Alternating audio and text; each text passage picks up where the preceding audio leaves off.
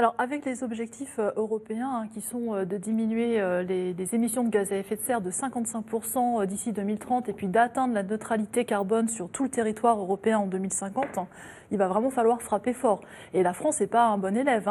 Le rapport du Haut Conseil pour le climat qui est sorti il y a quelques semaines rappelait qu'effectivement, depuis plusieurs années, les émissions de gaz à effet de serre en France diminuent entre 1 et 4%. En 2019, ce n'était pas tout à fait 2%, mais que c'est totalement insuffisant pour respecter la stratégie nationale bas carbone et qu'il faudrait doubler les efforts.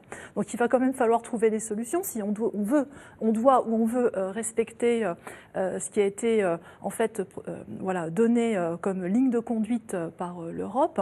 Et effectivement, le nucléaire n'est pas polluant d'un point de vue des gaz à effet de serre. Il n'émet pas de CO2. Il n'émet pas de dioxyde de carbone. Il y a d'autres problèmes associés au nucléaire, c'est certain, mais je crois qu'il va falloir arrêter d'essayer de trouver une solution merveilleuse qui nous tomberait comme ça dessus, et il va falloir vraiment essayer de voir quels sont les possibles. Est-ce qu'on doit changer les choses structurellement? Qu'est-ce qui est à notre disposition avec nos compétences techniques aussi? Il n'y a pas que le nucléaire, il y a des énergies renouvelables comme les éoliennes.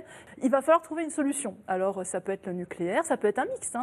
Si on veut respecter en tout cas les diminutions des émissions qui nous sont demandées, je crois qu'il va falloir faire des concessions.